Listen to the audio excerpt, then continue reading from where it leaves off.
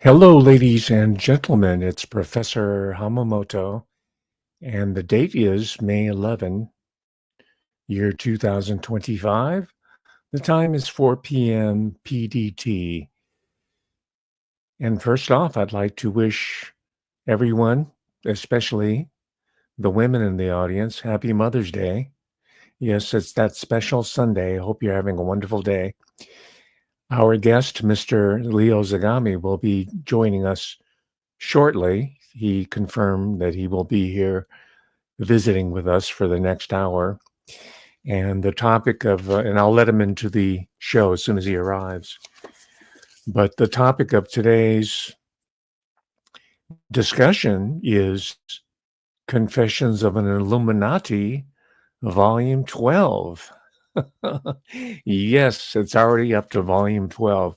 And this, ladies and gentlemen, is the last installment of the series Confessions of an Illuminati, which began, I don't know how many years ago, but I do have not just the first volume, but I have every single one of the 12 volumes.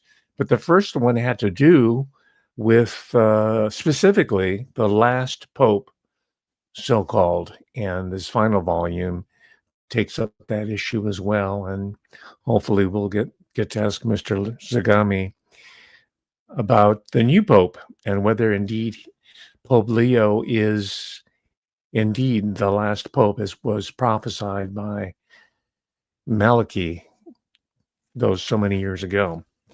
So we're also going to be hopefully spending a lot of time in chapter 5. There's a total of 6 chapters in this fine book, and the link is right below here. You definitely should pick this one up.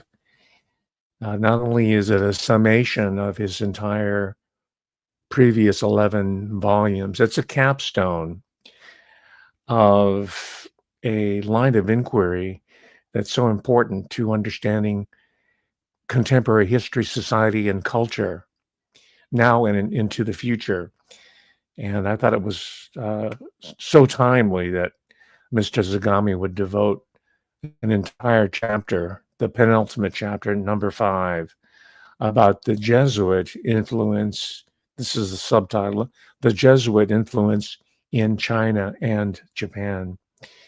And he's speaking specifically of Jesuits, China, and the Age of Enlightenment.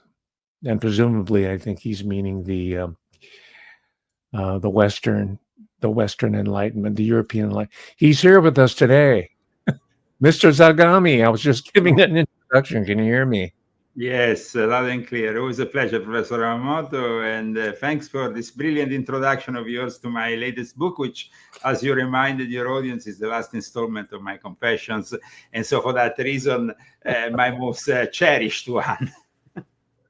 Okay, and I'm going to ask about that in a moment. Before we proceed, though, it's Mother's Day, so I wanted to give a special shout out to the beautiful Mrs. Christy Zagami, because she also is an author, Confessions of an Illuminati Princess, Volume 1. You got to pick this one up. Yes, absolutely. Happy Mother's Day to my wife, to my mother, which I'm still lucky to have. And I think that you're showing 2 masterpieces that, in a way, interpret our epic adventures together, me and my wife, from a female perspective. And so they are unique in that sense.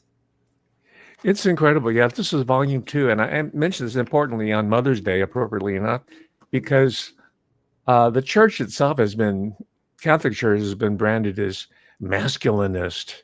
It's not for women, but indeed it is.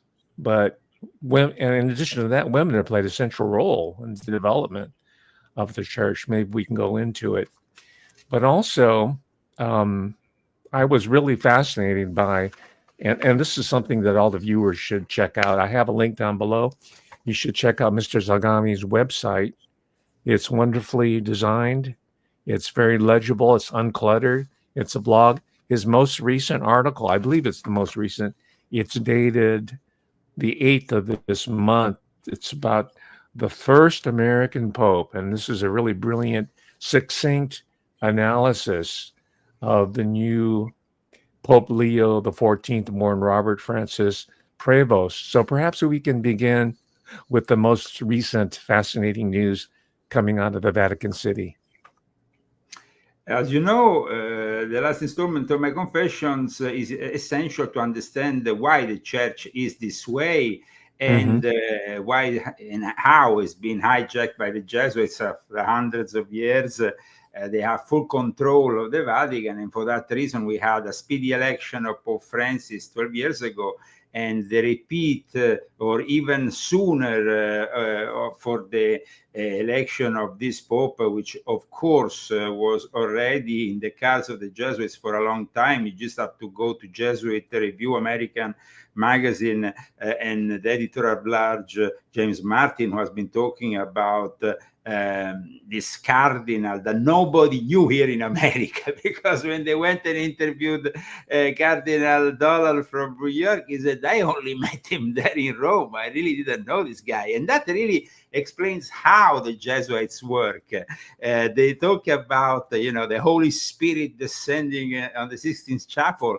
But as I explain in my book, the Holy Spirit is the quarter where the Jesuits reside, Borgo Santo Spirito. That is more like in line with the truth. Nobody knew him, but at the same time, his characteristic is, of course, his missionary work carried in a nation which is typical of the Jesuits, because Peru is in line with all the work that the Jesuits have conducted for centuries, for both the Spanish and Portuguese Empire in South America and Central America. So if today we have a reality, we are often verges on injustice with an elite that seems to be always rich and no middle class, is all because of the Jesuits. You have unfortunately to blame them first of all. Now, as you know, this Pope came out of nowhere, but the Jesuits, of course, knew about him, and the Pope had gone through the whole thing of preparing him for his role, bringing him to Rome, making him cardinal first in 2023, appointing him to very important positions. And while he was appointed, it didn't go unnoticed, because, I repeat, like I said in this book, the American magazine of the Jesuits, the Jesuit Review, is fundamental for their propaganda and for understanding what's going on. In fact, in this book, I also say when Alexandria Ocasio-Cortez came out of nowhere, she was first presenting herself on this obscure Jesuit magazine that I don't think really know about. Well, so, yeah, and what it's these citations are listed in the back. It's chock full of the receipts, the documents, and the Jesuit Review, all that stuff you can access this information. Absolutely. Yeah. And I think that, people need to understand it. If you want to understand the enemy, you have to really understand where the enemy comes from. And when the enemy is, in this case, in charge for the last 500 years almost of the educational system, of controlling the education in the Western world, and not only the Western world, well, then people should maybe make more attention to the Jesuit Review, which is this American magazine based in Manhattan, which, most people, like I said, don't know much about. It's a liberal-leaning publication, which also shows the political connotation of a religious order, which is dominating the Catholic Church after the Second Vatican Council. And as I said in my latest book, this dominating more and more and leaning more and more towards the left, pushing everything that is Marxist in the church, didn't always work out. I mean, we know that John Paul II came from a communist country. He didn't want to hear about it. He actually waged war against Padre Arupe, who was in charge of the Jesuits for a very long time. And then his successor also was leaning that way. And Ratzinger, who of course was more conservative, also wanted to wage war. So the Jesuits have not always been like this likable priest that everybody loves in the Vatican. They have been very much feared. They wanted to impose Christianity in Japan, and we know what happened later on. I mean, all Christians of all denominations ended up suffering, and all Catholic orders, because of the actions of the Jesuits in Japan. So it's like either they go into a country and they manage somehow to find a deal, which means like in China. In China, they didn't really bring Christianity to the masses. First of all, they went and worked for the elite, for the emperor.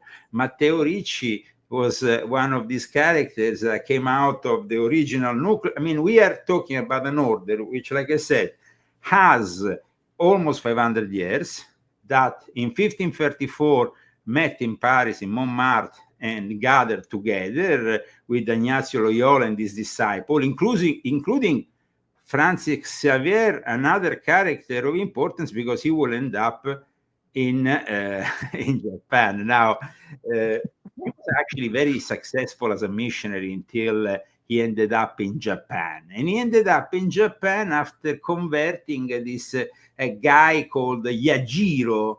And the Japanese seem to be very promising, on the contrary of India. You see, when the mission of the Jesuits started, it started at the beginning of the Reformation. They became the Counter-Reformation unit that soon after became involved with the Vatican intelligence, waging war against, first of all, England and the Protestant Church, but also, of course, Martin Luther had created a big problem. Now, it's not a coincidence that Martin Luther was an Augustinian, like Pope like Leo XIV. They are from the same order. It's like this Pope has promised the Jesuits, I will make up from what our brother did a long time ago. And he did a big mess for us. So because what I explained also to a lot of people who interviewed me before the elections of this Pope was like, first of all, he's going to be an anti-Trumpian Pope, of course, politically motivated and all that. Then, of course, it's going to be somebody who will be controlled by the Jesuits. In fact, now we have all the history of him and James Martin, like his handler, just like Father Federico Lombardi was the handler, like, I wrote in my book, of Joseph Ratzinger, and now in charge of his foundation. So it's unimaginable that in a future, in 30, 40 years from now, we will have James Martin escalating and going up the ladder, and probably also becoming in charge of the foundation of Pope Leo XIV. So this is this is what happens. It's not like placing another Jesuit, but placing one of the many orders they have been working hand in hand with and controlling, which includes also, as you know, from the last chapter, a bunch of nuns, because there is also the Jesuitess, the female element. Today we're talking about the Martyrs. Well, there is actually a female element also that is never really taken into account, which I describe in detail in my book. But in regards to this new Pope, who comes out of nowhere in a very stealth modality and becomes the anti-Trump Pope, and people were saying, but Leo, but you said it would have been African, it would have been Chinese or Filipino. I tell you, there was a clash in the conclave initially when they realized, though, that the Jesuits had marked this guy. They wanted, of course, some of because of the financing received by China, because this cardinal you just showed, Antonio Luis Tagle, is Filipino, has Chinese ancestry, is, of course, a guy who has studied with the Jesuits, but also works with the Jesuits who have TVs and radios in the Philippines. So in the Philippines. So the actual nature of this cardinal seemed to be ideal. The problem was, and now I want to reveal it so it becomes very clear for everybody, that Leo Zagami, of course, was correct always. Now, because apart from the fact that, the Pope now the discovering is actually black. So, I mean, aside from that, the American church is the one that gives more money. It gives even more money than what the Chinese Communist Party gives every year since the arrival of the first Jesuit Pope. And so when in the conclave, the first day, Cardinal Tagle received only 18 votes, but it was starting to gain momentum. But they made him understand, if we elect this guy, the American church is not going to give us any more money. And this is a problem. We need to find somebody, and the Jesuits already had somebody ready who met all the requirements, which is mission work for the Jesuits in South America, because yes, he worked as an Augustinian. He was a general of the Augustinians, which is actually a very important role. But there is no generals of no orders in the Catholic Church which are not controlled by the Jesuits.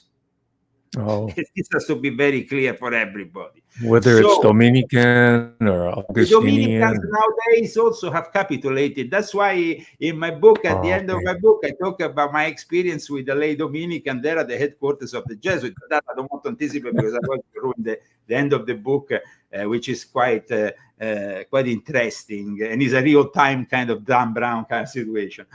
But in regards to the Dominicans were in charge, as you know, of the Inquisition. They were actually the ones that were persecuting Ignacio Loyola when he first appeared on the scene. He was very much working with these alumbrados, who were the Illuminati, who were mixing elements of Gnosticism, Islamic mysticism, Kabbalah, and so on. And of course, were persecuted, and they were deemed as dangerous by the Catholic Church until the Church understood that maybe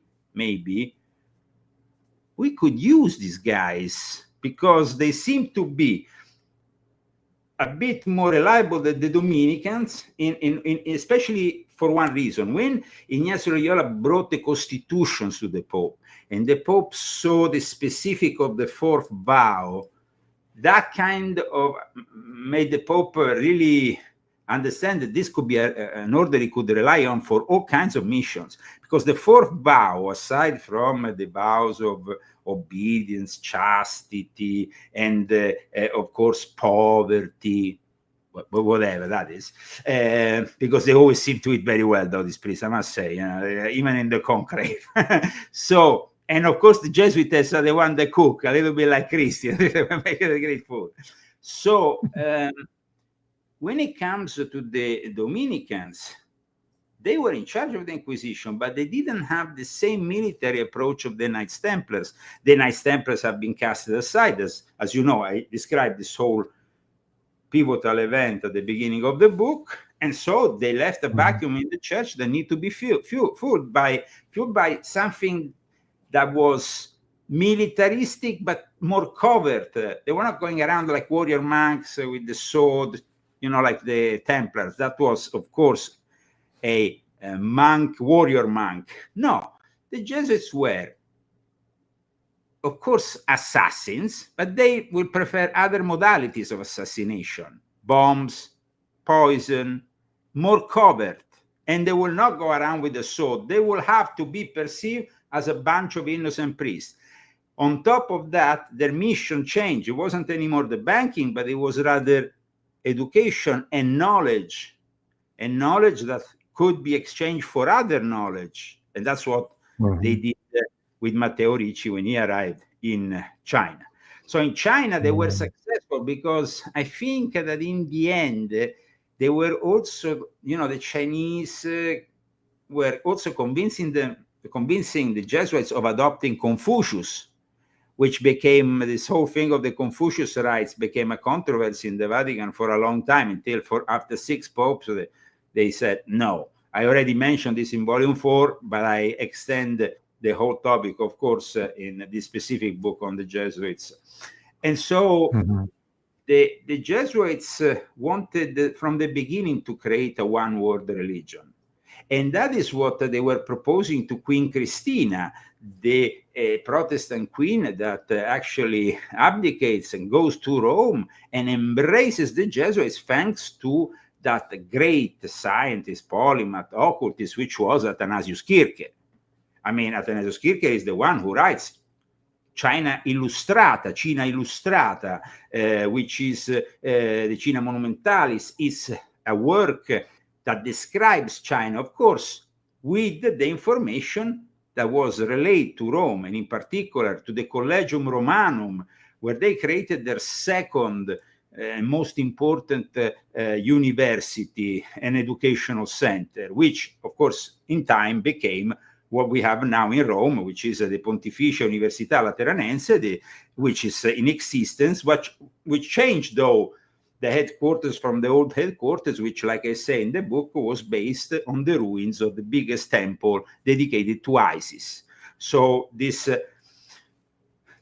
pagan Gnostic element is featured even later by the Jesuits. It's not like they knew exactly what they were doing when, for example, they decided to get Pope Francis to be buried in Santa Maria Maggiore, which is a place, a specific place. It's not an ordinary place. It's a church outside of the walls of the Vatican, which used to be itself a temple to the mother goddess Cybele, but was also the temple of worship that the Jesuits had dedicated since the very beginning to the worship of the Salus Populo Romani, of the image of the Holy Mary, which was brought by the missionaries in China.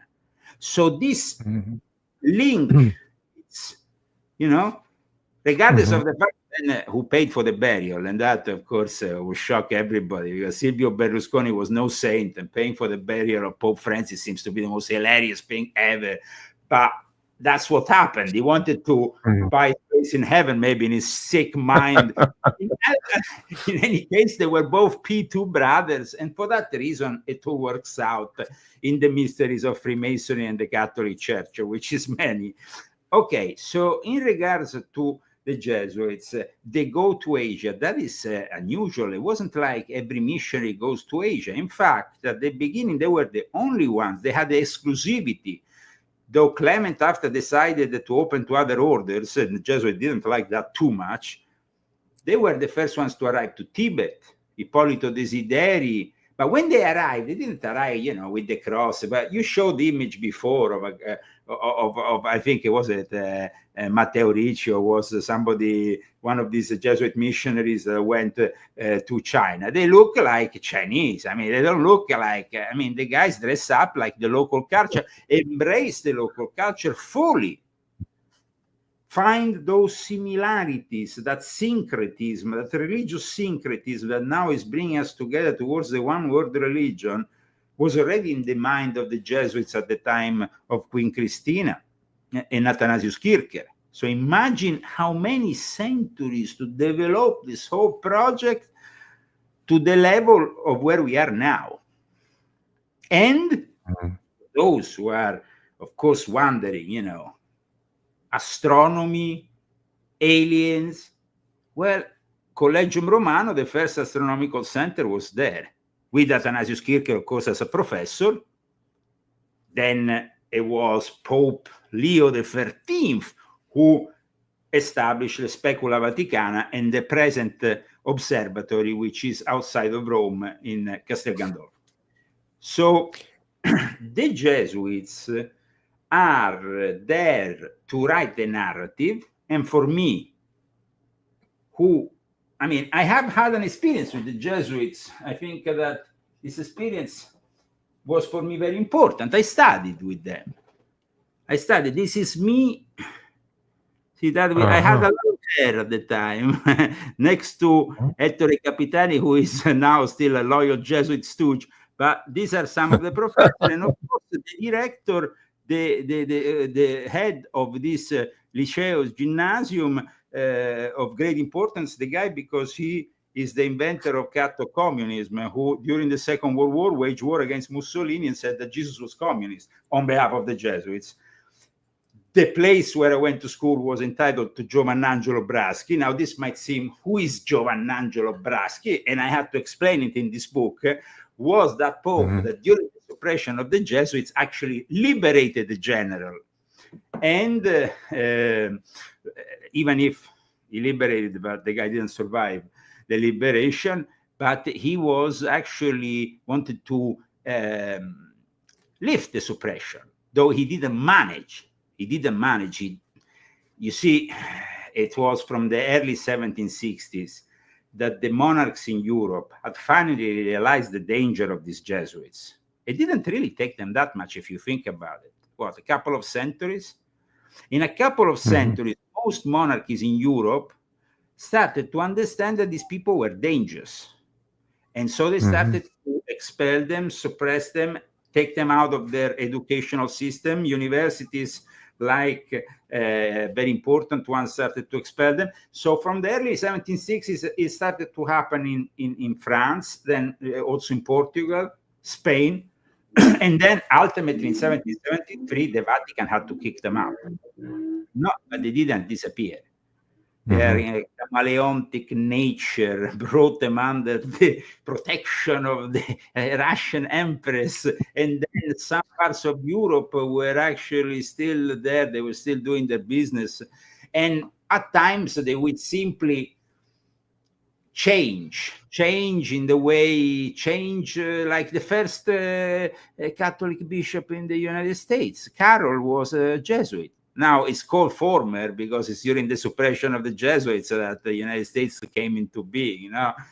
But and we think that because of that, the Jesuits didn't have much to say about the foundation of the United States. But as you have read in my book, I have a lot to say about the foundation of the United States, because even the headquarters where the Capitol resides today was donated by agents of the Jesuits, by the loyal family of the Carrolls who came from the Prescotts.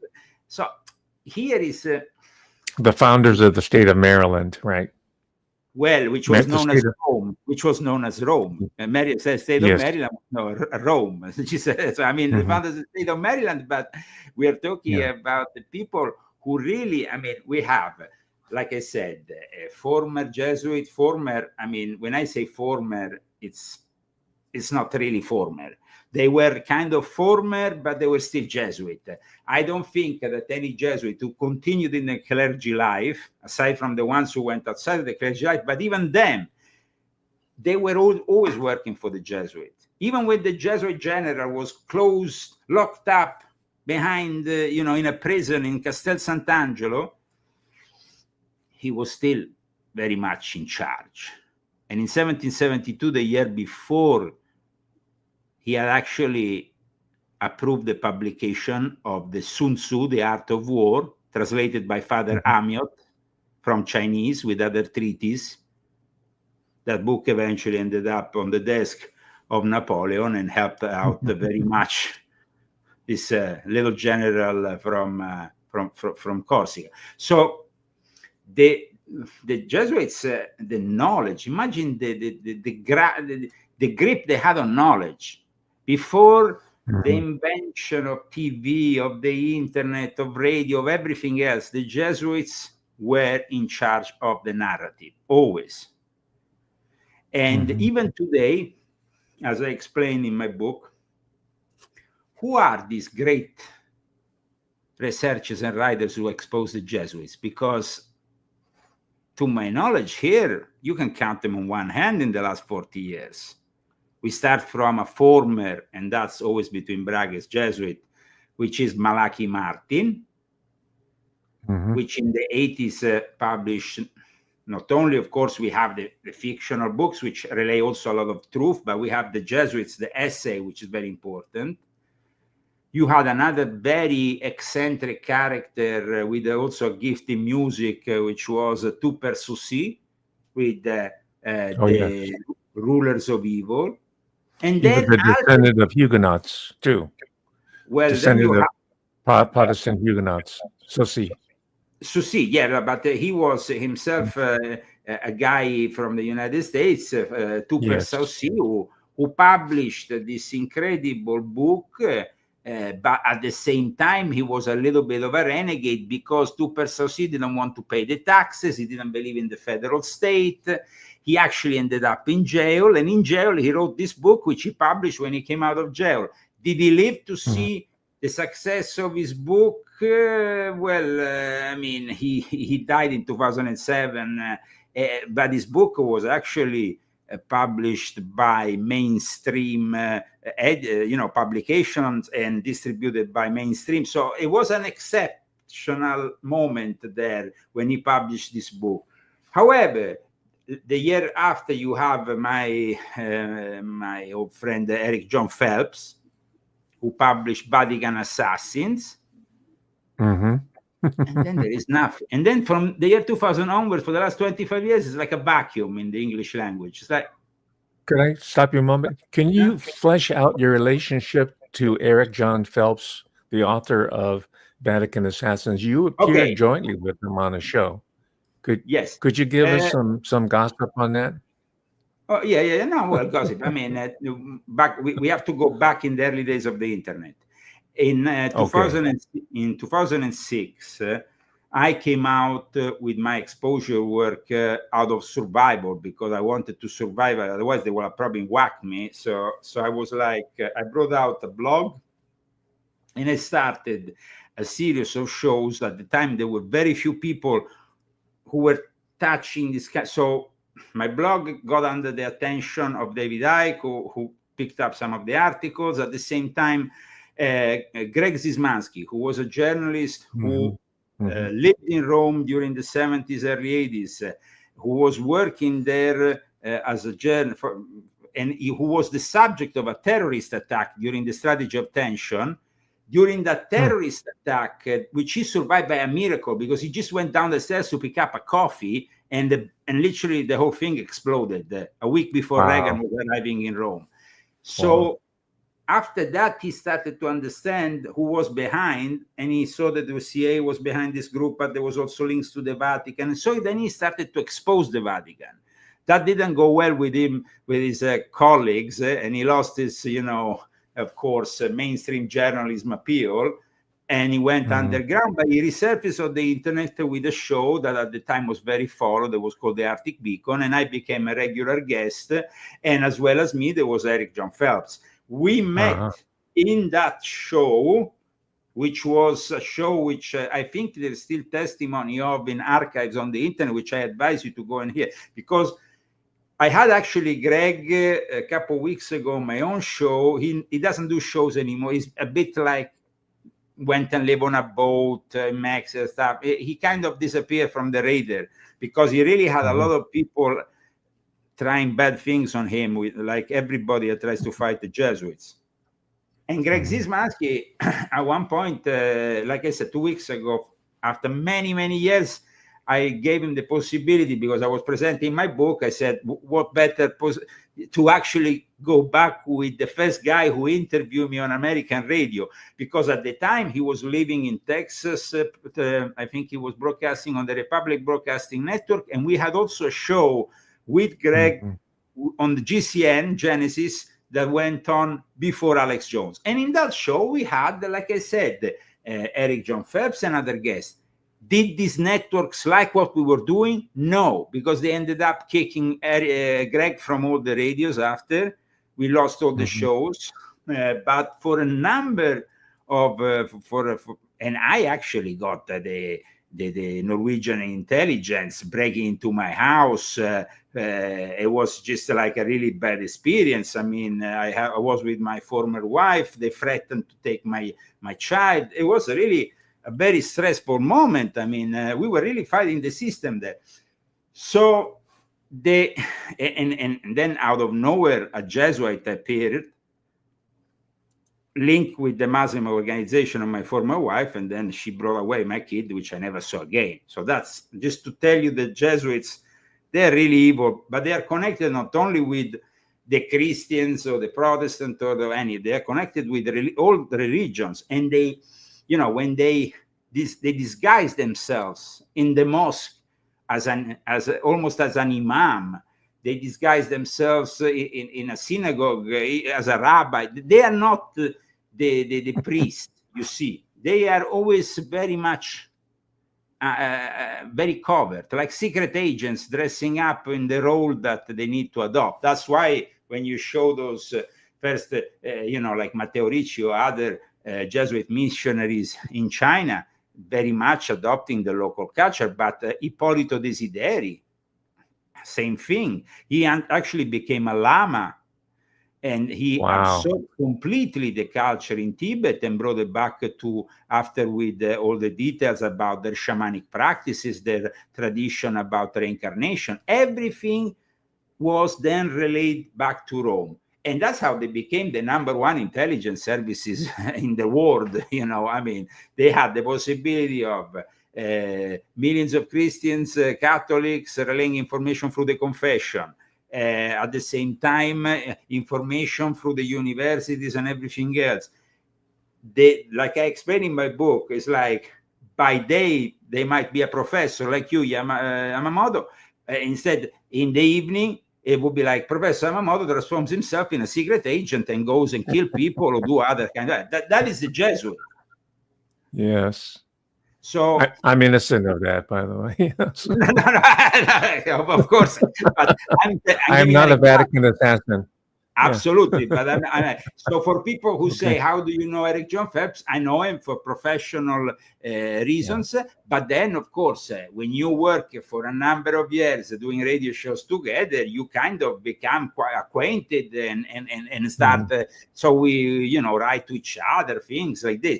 But today, like I was saying to Greg the other day, have you heard of Eric? Because I haven't heard of Eric for a long time now. So I don't know what this happened. Is a very important history. Yeah, this is a very important history, though, that I'm getting on record here. Well, the history of alternative news and information. Media.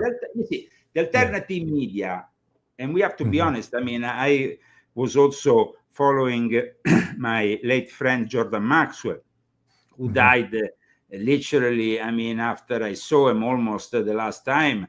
He lived nearby for the last couple of years of his life, and I cherished also that friendship. Though we had different opposing ideas on a lot of subjects, that didn't stop us from intellectually being friends and having this kind of so it's not like you have to necessarily think like the other person to become his friend or to have an intellectual relation.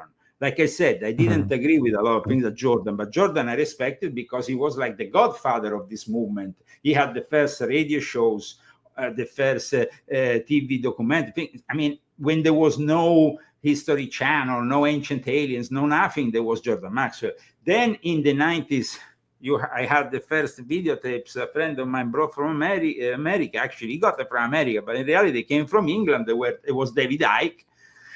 And David Icke was also somebody who helped me, though I don't agree with a lot. I mean, these days, every now and then I go on Iconic, but I tend to disagree with some of his positions, especially when it comes down to Israel and Gaza. We see things in a different way, but also because he has fundamentally a leftist approach, because he was in the Green Party. He is raised in that working class that has that kind of approach. Now, I don't condemn it, but it's different. And he always, like with David Icke, he gave me, though, the opportunity at the beginning to suddenly have a booster, because I had gone on the internet, created a blog to survive, because in June of 2006, in a reunion that took place in a monastery, out of all places, and a reunion of the Monte Carlo Lodge of the P2, in a very Jesuit setup, in which there was present the Commandante Giorgio Ugo Balestieri and other people. They had threatened my life if I didn't finish investigating certain things that I saw were not of my liking. So then I said, okay, I'm going to break with these people, but the option is they're probably going to eliminate me if I don't say anything publicly. So what I'm going to do, there was involved, remember, in this group of people, also Cardinal Marcinkus, Bishop Marcinkus, who was, Bishop Marcinkus was a figure of the Vatican finance, which you know very well, of great influence during John Paul II. He's out of Chicago too, isn't he? Yes, absolutely. Yeah. So I see you know your history. And so basically, what happened was very interesting there, because I contacted Greg Zismansky. Zismansky had been in contact with a relative of Marcinkus, who was about to get him to interview Marcinkus. I spoke with Marcinkus on the phone a couple of times, because he was on the phone often with Ezio Giunchiglia, who was the treasurer of the P2, and then the head of the Monte Carlo Lodge. But then what happened was really weird, because from one day to another, Marcinkus dies. Marcinkus dies, and I was still in a situation in which I was not really out of the Masonic Illuminati setup. I was still in, you know? So I started to ask myself questions. And that was one of the reasons why I guess I wasn't very popular in June of that year when we had this reunion, which was only a few months after he died. But the problem then becomes, because then the whole of 2006 became, for me, a very problematic, because I had my child in July of 2006. And I wanted to give him a better world. I saw what had happened. I spoke with Marcinkus. I saw what happened with Zismansky, something strange, probably. And also this journalist from Italy, from Le Iene, who got close to Marcinkus just before he died. It was almost like he was taken out so he couldn't reveal more. I, of course, knew a lot. So in the end, when there was this clash in the summer of 2006 in Monte Carlo, but later on in Sanremo, where there was another important headquarters of this universal unity of the Monte Carlo Lodge. Of course, there's a great golf club there also. So, you know, they like the golf. Golf is a kind of like a leitmotif of this kind of people. And Beautiful. so I was there, and then I left. I went back to Oslo. My child was about to be born, but then this clash happened in the lodge there, where the people took the sides of Comandante Ugo Balestieri, which I had accused of being involved with the 'Ndrangheta and having let in weapons and drugs on behalf of Clan Molé in the port of Gioia Tauro in Italy. There was involved also in this partly also some Chinese mafia. And I had said to these people, listen, I don't think we should have this guy. He was at the time the president of the International Rotary Division. He had also American citizenship at the United Nations in New York. He had offered me even an office in the United Nations. So imagine, and I rejected that because I didn't want to. So that summer was a summer of great decision. And I decided to start working secretly on launching this blog. And the blog was launched between September and October. And it took maybe a month that the Secret Service, the intelligence operatives of the PST in Norway arrived to my door. Along with them, they had the child services, everything. They separate me and my former wife, putting in different rooms. They started interrogating us and threatening with threats. And I had already started the shows with Greg Zismansky. Mm-hmm. And so it became, you know, I didn't back down. And that, of course, brought me at the end to lose my child, because I never saw him since 2008. I probably never see him again. But I stood my grounds and said, after they offered, they said, you know, you want to see your child, we want to be at, you have to close down your blog. You have to stop what you're doing. I refused. And then, of course, I met Christy. I came here to America in Colorado in 2008. And later on I met Christy, and then of course I went to Japan, and Japan gave me this great opportunity of publishing the first books. You see, by 2009, I already understood the level of censorship on the internet. I mean, imagine that my first website was hacked and sabotaged after, I don't know, 2 weeks.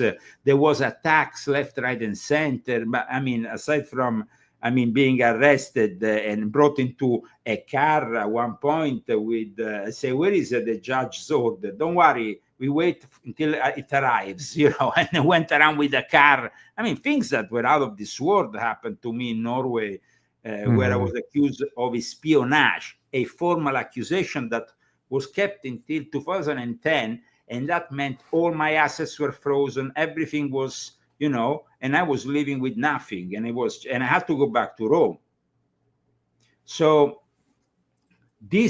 Now, Mr. Zagami, let me stop you a moment. Why do you think you were so warmly received in Japan? That seems to be a crucial time for you in validating your work, right? Absolutely. Why did they accept you so heartily? I tell you, this happened. It was 2006, 2007, when at one point, Benjamin Fulford, who was this journalist who used to work for Forbes, had interviewed David Rockefeller, and then he had announced that the Chinese Illuminati, which in reality were the Chinese, it was actually the Chinese Freemasonry, which has nothing to do with Western Freemasonry, is a completely different thing, not to be confused. It's basically the Chinese, they like to copy everything. So what they did, they had the pre-existing secret societies from 4 centuries ago. They simply put a compass and a square. They stole the compass and the square, and that's it. We had suddenly a secret society where people get a bit confused. Now, Chinese Freemasonry, is that the regular Freemasonry? No, it has nothing to do with the regular Freemasonry.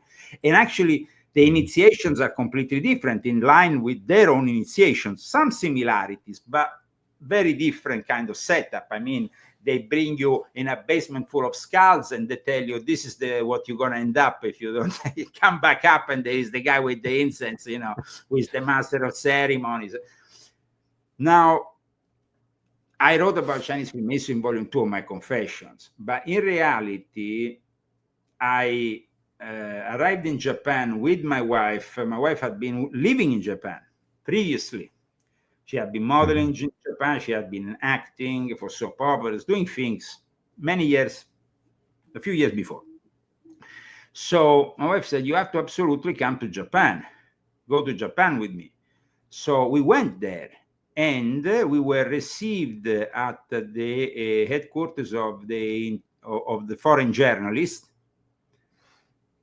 And there I met also, aside from Benjamin Fulford, an old friend of mine, Pio D'Emilia. I don't know if he's still alive, but I think he's a correspondent from Sky, from Rome. I mean, I've been a journalist many years, so I know people from he came to. And then I met Princess Kaoru Nakamaru, this illegitimate granddaughter of Emperor Meiji, who was illegitimate because, of course, she has partly Chinese blood, which is a little bit controversial in a situation of legitimacy, especially. And you know that Meiji was very much the moment the shogun ended in Japan was the moment the Jesuits came back into the fold in Japan. They had been expelled by the shoguns. It took 3 shoguns to expel the Jesuits and every Christian after that, because they went also underground, they covered, there was also great persecution at that point. There were people who were persecuted. I mean, there was a lot of martyrs came out of this situation, like Paul Miki. Paul Miki is one of the, I think, historically, I don't know if you know about him, but he was this Catholic evangelist Jesuit, known for his martyrdom. He died in 1597. He came from a very important family. Here you're showing the relics of Hiroshima or Nagasaki. That's Nagasaki, Urakami Cathedral. That's where all the hidden Christians were burned up in the bomb. The secret Christians or Catholics. Yeah. And as you know, for example, Paul Mickey was right at the beginning of this whole Christianization that didn't work out. I think it didn't work out. And I don't know. I mean, of course, you know more than me in Japanese culture. I mean, I don't want to, but I think it didn't work out because the Jesuits did a very bad strategic error. Instead of approaching the emperor, they should have approached from the beginning the shogun. They didn't really understand that the shogun had more power at that point than the emperor. And so by approaching the emperor, the shogun had the time to ask questions about them. And in the end, they were lucky enough to receive this British Protestant to arrive there and advise them saying, they are dangerous. Just get them out of the country. So I think that people like nowadays, you have, of course, there were a few Jesuits who were martyrs, but there was also a Jesuit that wasn't martyr, and he was the one that... one thing I want to show you, maybe you can share this image, is me, a bunch of Jesuitess and Princess Kaoru Nakamaro in a monastery. Just if you want, you can share it. I put it in the photos. You can... Let's see. I'm trying to add it to the stage. I don't know if you... I think you can because it's there. Okay, It should be. See. Whoops. No worries. As if it's a technical difficulty, don't worry. It was just to show. I see it in the box, but it's not coming in. Yes, no worries, no worries. In any case, I'll work on it. No worries. At one point, we had during the work I conducted with Kaoru, we were invited by the Vatican, and she was invited. Here we go. Here we go. Yeah. Here we are in a monastery, in a convent in Palestrina near Rome, and she was invited officially also in Loreto. The Holy Mary of Loreto is an important, you see, the whole thing, of course, she's very much into the Mother Goddess, which, as you know, it's an important subject in Japan. It's connected with the birth of the imperial family and all that. So I think that she wanted, somehow the Vatican heard that they had this link with her, and they were immediately interested. They were interested, you see, this I describe in volume 3 of my Confessions. The Vatican, when they saw that I was publishing a lot of books in Japan, and these books were gaining a big audience. I'm talking about books that were selling 60, 70, 80,000 copies. Yeah, huge. So it was huge. And then at that point, I received a phone call. And I say, who it is? It's Antonio Leonardo Montuoro. I call on behalf of General Marinelli. When I heard that name, I knew that that was the guy, Prefetto Marinelli, who John Paul II used to call the general because he was in charge of his security and was top Vatican intelligence. So the fact they had contacted me was a little bit suspicious, to say the least. And aside from wanting somehow to get to Princess Kaoru, also invite her to the Vatican, but there was also another project that didn't work out, which was to bring Kim Jong-un to the Vatican. Wow. Which didn't work out because at that point the Americans and the Japanese went to Princess Kaoru and they threatened her, and that was the end of our collaboration.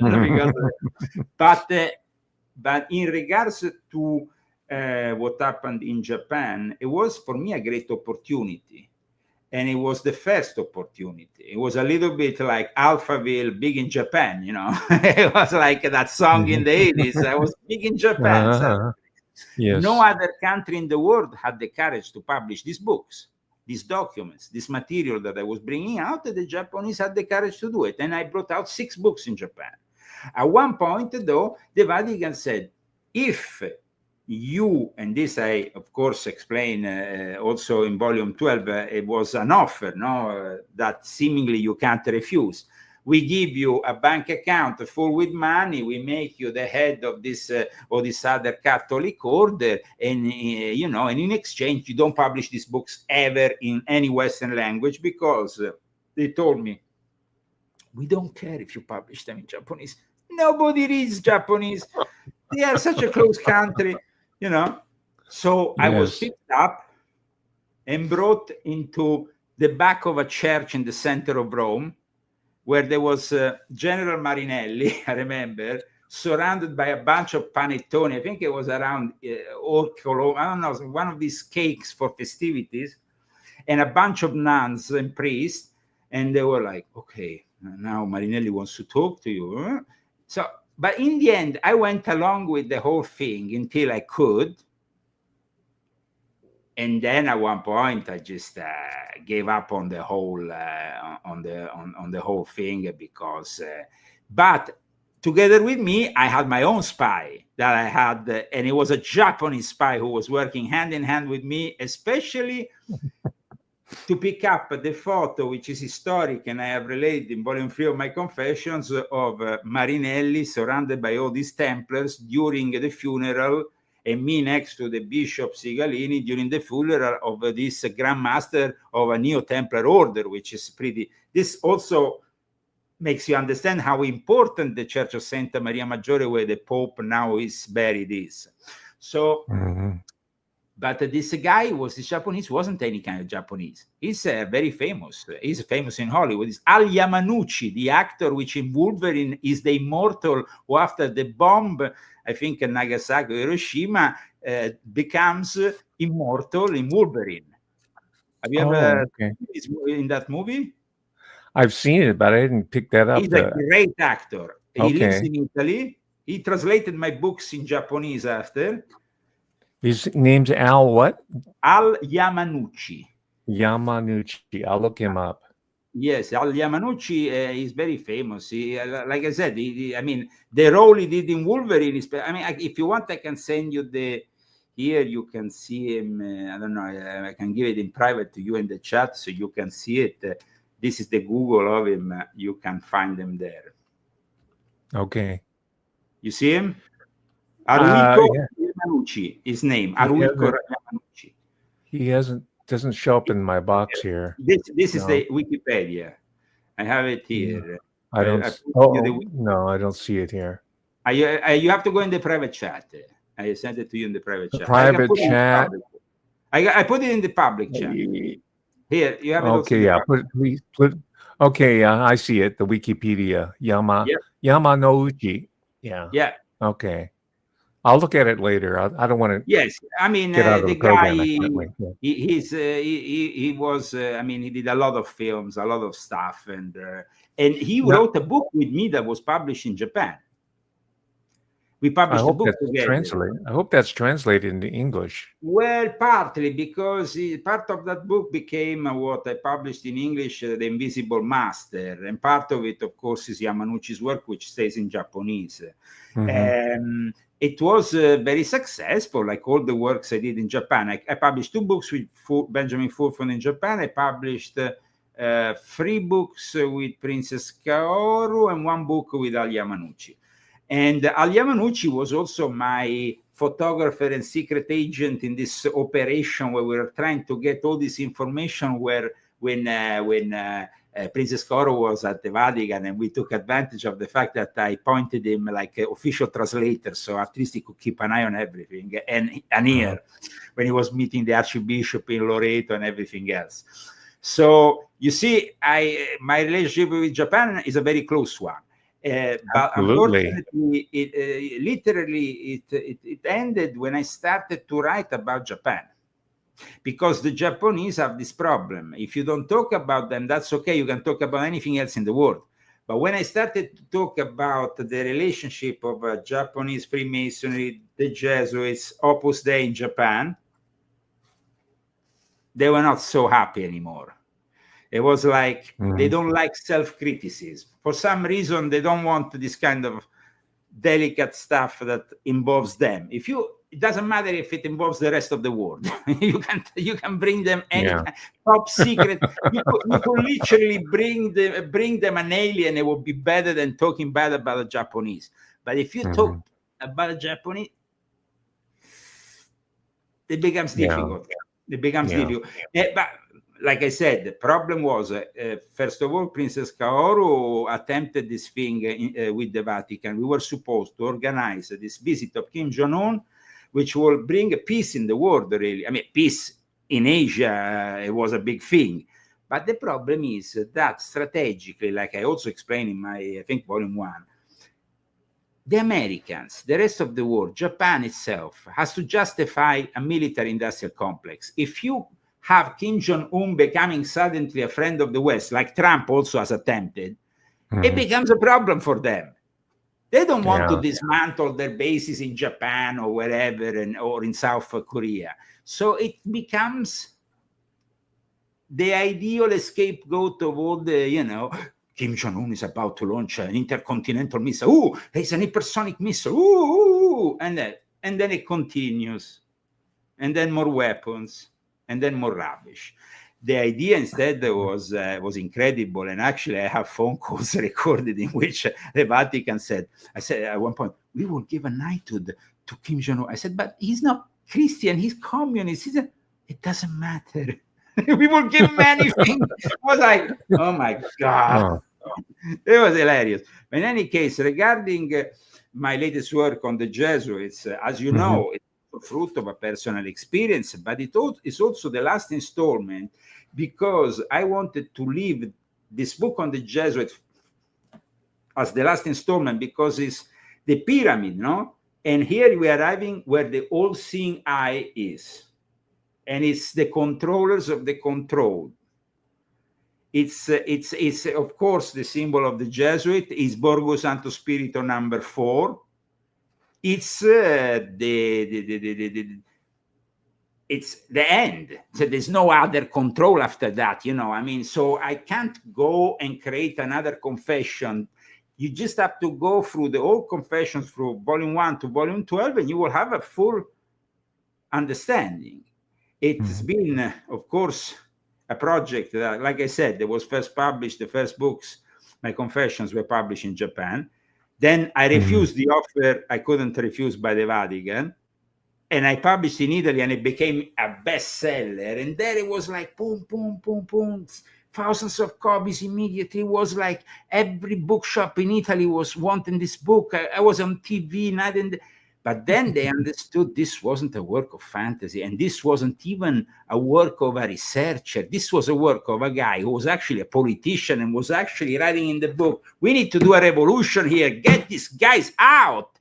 When they realized it wasn't just a passive research work, that's when they waged war against me. They started to call the library, the bookshops and say, no, this book can't be distributed.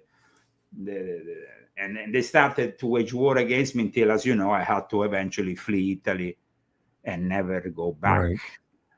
So I moved to the U.S.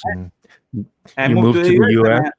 I'm an American citizen since last year. I had to formally renounce my Italian citizenship, but also in December of 2024, the Italian police went and interrogated my mother like I was some kind of criminal, asking where my whereabouts. And she said, he's not even an Italian citizen anymore. What do you want from him?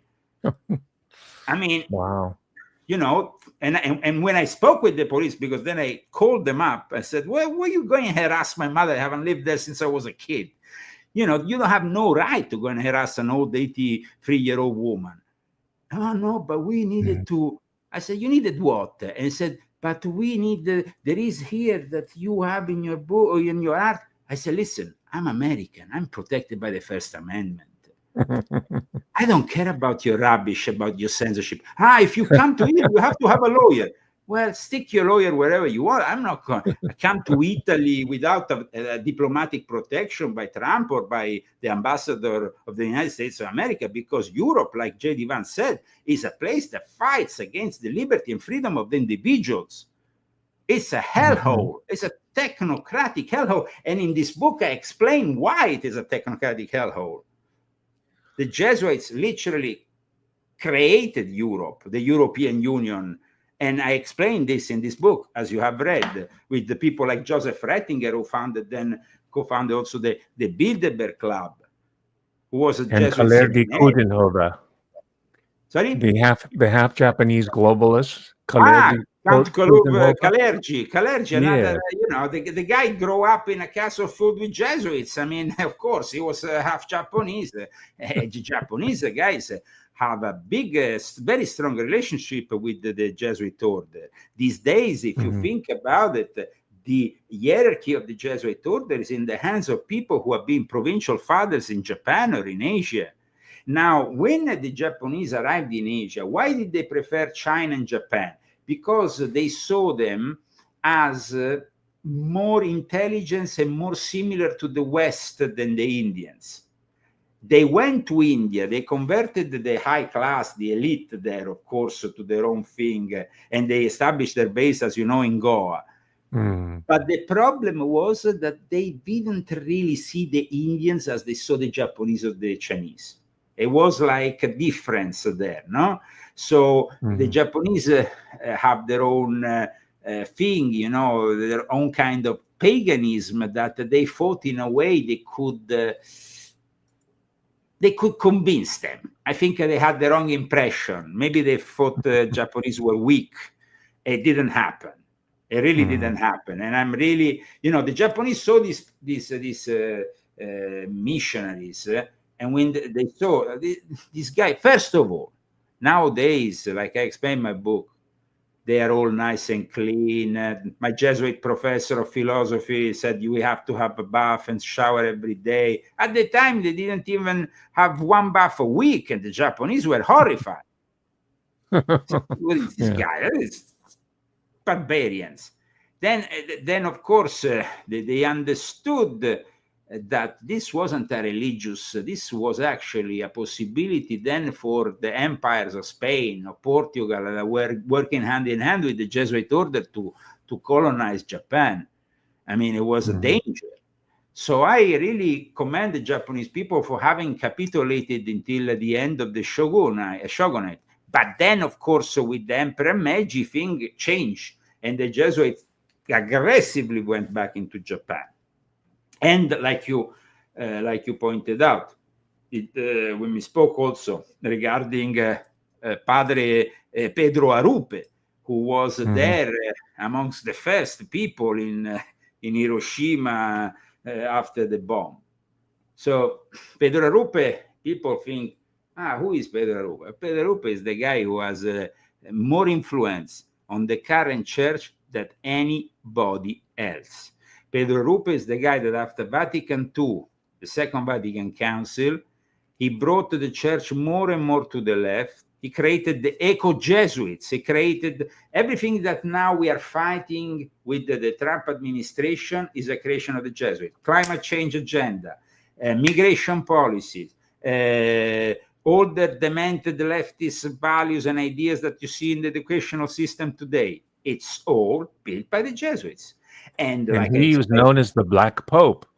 And he's known as the Black Pope, you see.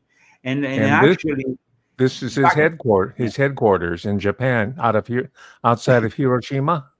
Very nice place. That's his temple. You must admit, in fact, even Kaoru moved herself there because at one point she had to go out of Tokyo. I mean, she left Tokyo basically after Fukushima because she said it's too much radioactivity. So you go on the other side, it's less radioactive.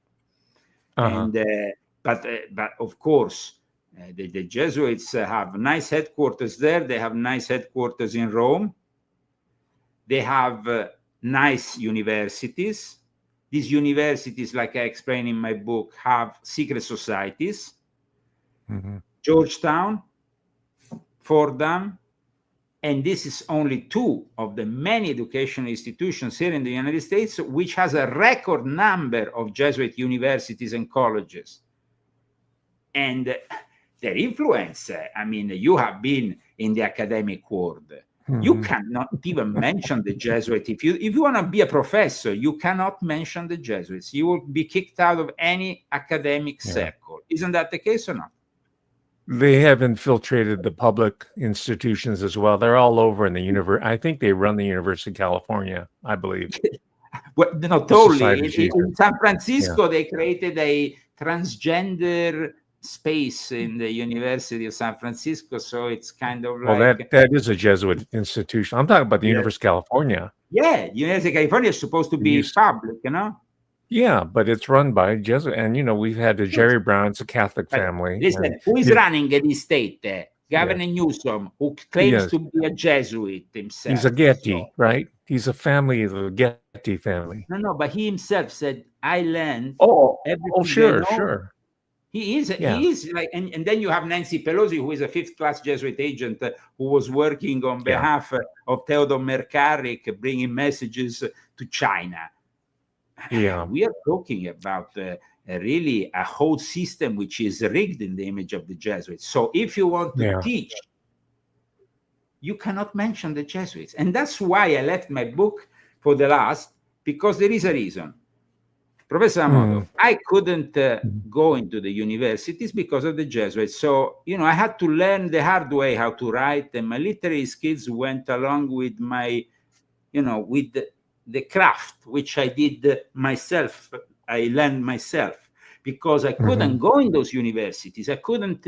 So when I felt comfortable enough to attack them, because this is a war, is a bestseller now in the categories that they aimed to control: history of religion, best historical essay, and faith and spirituality, and all that. When I felt comfortable enough, I said, now, it's a little bit like when you are learning the martial arts, And I did martial arts when I was a kid. I did the judo, I did taekwondo. I loved mixing martial arts even as a kid, and there was no mixed martial arts back in the 70s. But I liked the idea. I like ninjutsu. I like everything of martial arts. But I knew that I had to be skilled to attack the Jesuits, and I didn't have those skills when I started my literary career. So now I kick their ass.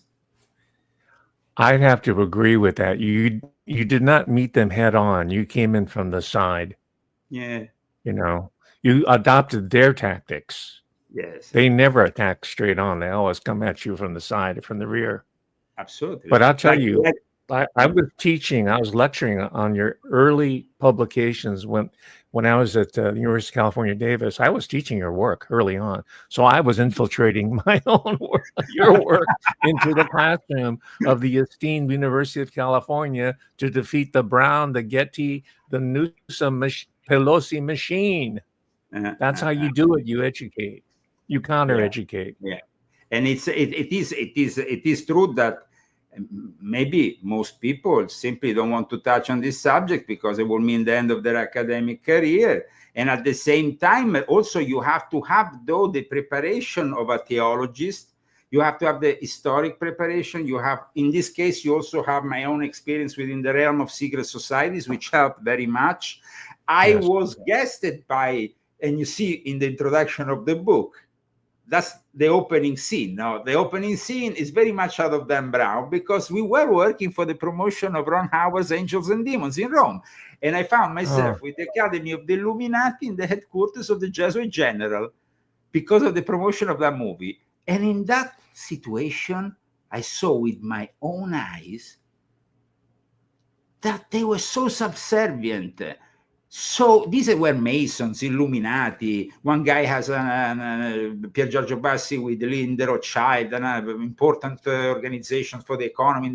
All these people, but when they were in front of the Jesuit General, they were literally like kids going back to school. And I saw it with my own eyes, and I said, wow. I said, it will take me some time to really get there, but when I get there, I'm gonna make it possible to finally go into that all-seeing eye, understand what the Jesuit General represents for all the secret societies, all the societies with secrets like the Freemasons. And I'm bringing facts here. And in fact, a few days ago, after I published my book, I was immediately contacted by, I want to say who, because of course, by one of the most eminent Masonic historians of our time, who works with the archivist of the Supreme Council in Washington. And he said, Leo, actually, we're going to send a guy to the Vatican archives because what you said is true. We have already found evidence of the Jesuits in Masonic lodges in the 1730s in a lodge called St. Edward. And what you wrote is correct. We cannot claim, anything. And we actually are adding to other stuff. And I said, but do you understand what this is going to mean for both Freemasonry and the Vatican? And the guy was laughing. I said, I don't know, man, if you're going to laugh so much. Because, I mean, it's so when you have the origins of this Pope, these are origins that are very indicative. Prevost family goes through Haiti, Santo Domingo, headquarters of a Freemasonry, which is one of the most important Freemasonry, and I expose it already in volume 8 of my Confessions. I spoke about Stephen Morin, the roots of the ancient and accepted Scottish Rite in Haiti. And Haiti is where the animist tradition, the magic animist voodoo tradition coming from Africa mixes with the Hermetic tradition, with the Masonic tradition, alchemy, people like Martinez de Pasquili, de Louis de Cohen. And then we have those people, his ancestors, who arrive in New Orleans. He puts it in the emblem, the fior-d'Ali. And this Pope suddenly has grandparents who identified as Black. And when they arrived in Chicago, they miraculously identify as white. But at conclave, you're saying he's mulatto. He's race, mixed race? Yes. He's Creole, a French Creole.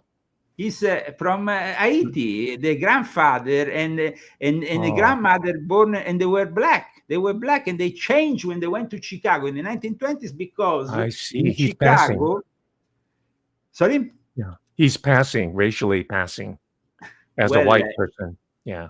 Yeah, well, because you could change at the time, especially for people who were persecuted in the South. They wanted to rebuild themselves.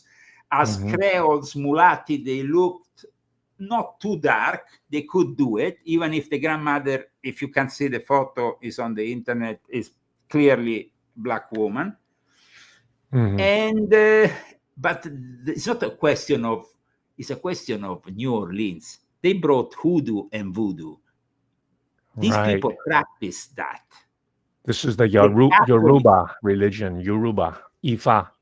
Yeah, but once it went through Haiti, it, like I said, it took connotations that were different. And when it arrived in Louisiana, and with the it became, hoodoo on one side, and the other it became Louisiana voodoo.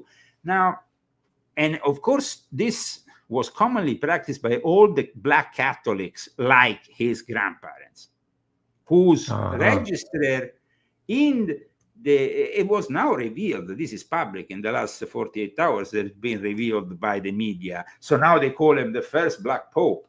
Now, I will not go as far as saying that's first Black Pope, but I would say that this confirms what I've said all along, that the new Pope will not be white. Though, of course, if he wants to identify as white, that's okay. But the thing is that in the conclave, they know everything about you, your ancestors for the last 20 generations. The conclave is like the Vatican espionage, providing information to the 133 cardinals that is meticulous. And they elected him because the Jesuits had already prepared the whole thing. And that's why, like I said earlier, Cardinal Dolan arrived there and said, everybody came to me and said, do you know this guy? He's American. Yeah, but I don't know. He was in Peru. We never saw him at the Conference of Bishops in America. So, but the Jesuits had covered up his acts of, not his personal acts of pedophilia, but he had been covering up pedophilia as a provincial superior of the Augustinians, as a bishop in Peru. And this is, of course... That's in your blog. That's in your recent blog, yeah. Yes, and I was the first one to bring out that immediately, and in the 24 hours following that, even the Guardian confirmed it. Even the most leftist publication had to admit that this guy was involved, because you see, when you are the general over order, you are responsible for your priests, your monks, in particular, because the Augustinians are monks with a specific, they don't take the vow of stability. What does it mean? It means that they don't stay in a place for a long time. They can move from one convent to the other. That is something that is very convenient, of course, if you want to cover up also for pedophilia. But he had done something worse. He had covered up for a non-Augustinian, making him reside next to an elementary school. So, I mean, it's like you are protecting a monster without giving the opportunity to the children to protect themselves. And then in Peru, he had his own priest who raped the young girls who went camping with the priest. And they were 7 years of age, 7 to 8 years, 9 years of age. I mean, it's like covering up is not a good sign for a church that, like I said here in my book, the day after Pope Francis died, the Black Pope, the present Black Pope, Arturo Sosa, Venezuelan Marxist, said, Pope Francis wanted to do more. He didn't, but he wanted. Oh, well, sure, we all want to do more. I would like to be a billionaire, but I would like to do more, whatever. I'm going to die probably poor. Who cares? Wanting something, I would like, I don't know, to go on the moon. It doesn't mean I will go on the moon.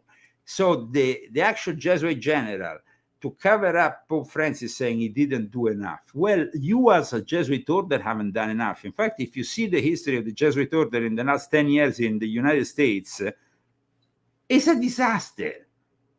There is a whole wiki page on Jesuit abuses in the United States of America. So as an order, haven't done much, and no Catholic order has done much. And there was, there is this clash that appeared on air on Democracy Now!, which is a leftist outlet with a woman with white hair, looks like a witch from 1968. She is basically doing her journalism leftist style, and she has, of course, a Fordham University professor working for the Jesuit who is openly gay, by the way, in support. Amy Goodman? Amy Goodman. Well, Amy Goodman. Yeah. You know the name of this? I don't even want to know her name. All right, I'm sorry for spoiling it for you. No. What a leftist. No, but I noticed one thing on her show. She interviewed the director of SNAP, and the director of SNAP had an argument live on air with this journalist from Catholic News Agency who was all pompous, saying, oh, we did a lot to denounce. But then he said, we need a canon law. We don't need a hypothetical way forward. We need something that says that if you rape children, you are no longer a priest the day after. You are kicked out of the order that you belong to. You are kicked out of the church. Not this constant cover up. I pick you and I bring you there, and I cover you and I bring you there. And it's like, it's not possible to go on with this thing. This Pope was, of course, selected because in the conclave, they didn't want to, the Africans messed up their whole situation. But then when they were said that the guy had African origins, they kind of said, okay, we go along with the election. Having said that, the Africans couldn't find the ideal candidate because there is too many conservatives in Africa. And the progressives nominated by Francis were not getting along. So they couldn't get a unified candidate for Africa, which was the intention of some. So you had the World Economic Forum with Turkson, didn't work out. You had the Chinese Communist Party that is pouring billions, but is not yet as much money as the American church pours in. So the ideal is to have a guy who nominally at least is American. So the money will be kept pouring from, imagine now all those people. Now I already saw today, in the Vatican, hey, American flag. And that means money for the Catholic Church from America. And that's what they did.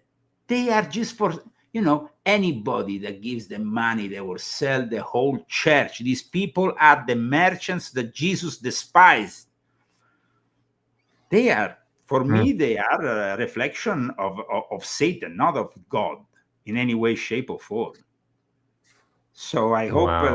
that this book, in a way, helps people understand that there is not going to be a possibility for a church that goes back to its roots. Somebody says, Leo's website looks occultist. Well, I haven't ever, I think, hidden my origins.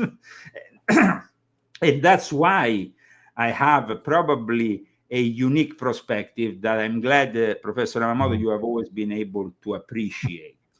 Absolutely. And history has proven you correct. It's amazing how your insights of the years past have lined up with what has transpired. So I have to ask you before we conclude, on the behalf of the audience that really admires your work and respects the efforts you put in to all this great research and your speaking and your various investigations, what comes next? As So a, far as, as your work. as a writer, or Yeah, what comes as a writer, as a creative Okay, person, as a you're not writer, stopping. Huh? I will focus on books of a specific subject, no longer, of course, Confessions of an Illuminati, but they're still going to be very interesting in nature. They will be, but it will be a little bit like Invisible Master. They are external for my confessions, so they will have this kind of different connotation. And if God grants me, of course, the wisdom and grants me the possibility to write them, because every book is always permitted by God before me. I can say I want to do something, just like the Jesuit general says that Pope Francis wants to fight, but that doesn't mean that I do anything. So let's see what happens. In regards to the future of the world, this is obviously also a matter to be understood in relationship to the last chapter, which, as you know, is dedicated to also cyber Satan, modern technologies, how the Jesuits have influenced this, from Pierre Teilhard de Chardin with the noosphere to stealing a little bit the inspiration of A.G. Wells, that hated the Jesuits so much, to actually A.G. Wells wrote, "Let's bomb Rome. What are the Japanese doing?" So yeah, that is something that I think is important, focusing on how, I mean, and I showed, for me, the Jesuit who teaches in its university the use of ChatGPT along with as a new method to write down your books or write down your essays, or I think that is kind of leaning in the wrong direction. I mean, you should take away their computers altogether at the entrance of the university. They should ban their mobile phones if you want to have some serious students. If you want to continue with this farce of people that are piloted, of course, by the people with the real knowledge, that's okay too. And we can have them, scrolling and scrolling and scrolling without really understanding that maybe they are in front of an archive full of treasures. So I think that the world where we are heading to is a world that, of course, sees at the moment a great crash, in which the Jesuits are supporting, of course, China, they are supporting Brazil, they're supporting, in a way, even Russia. But you see, they are ambivalent, just like in the Second World War.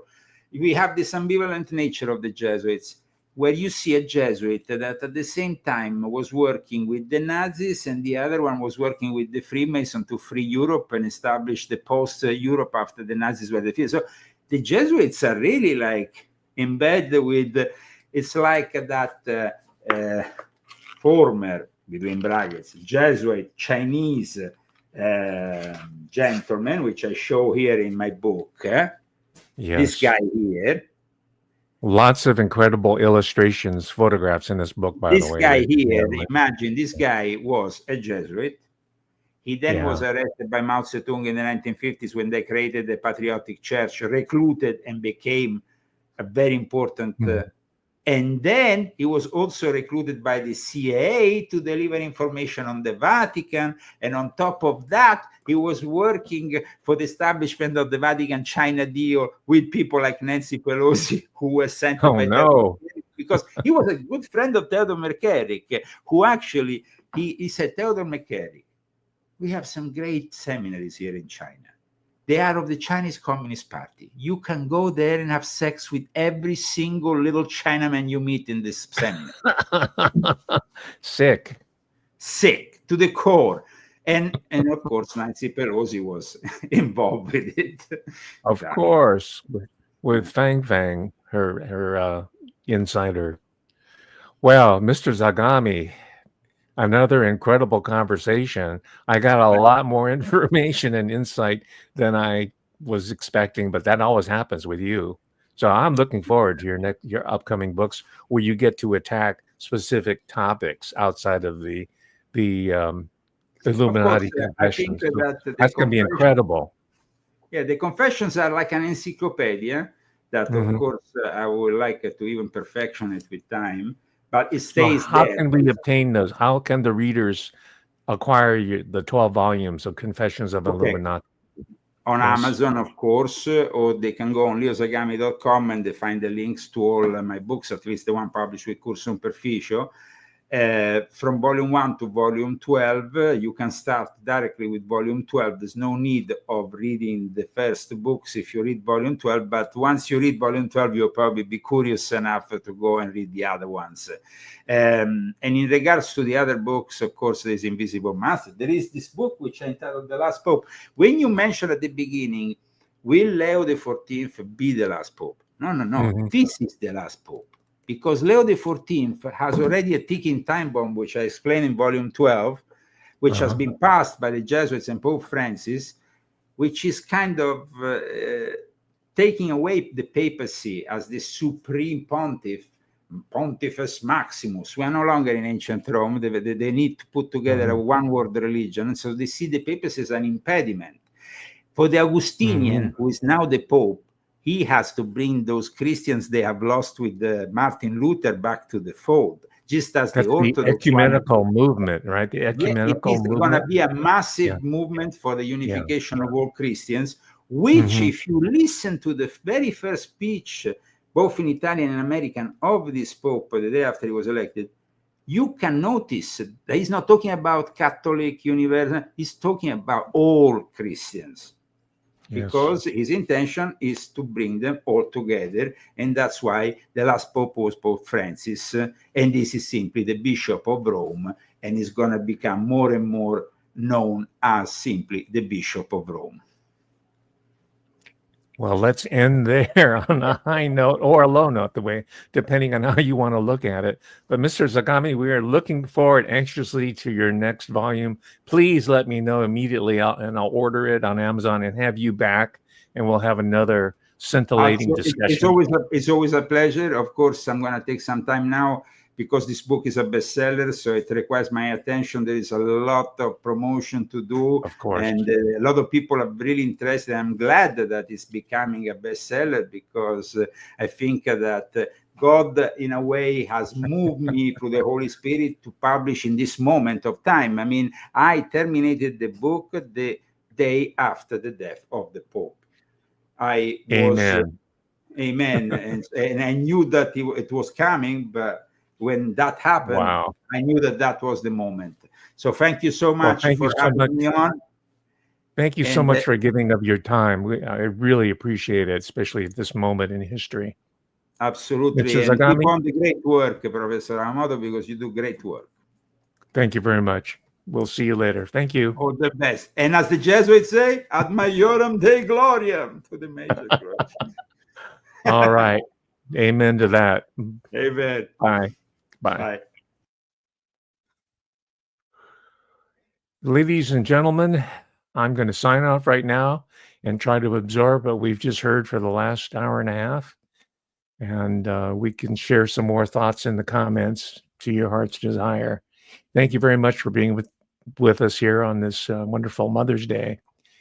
And we'll see you next Sunday, God willing. Thank you very much. Bye.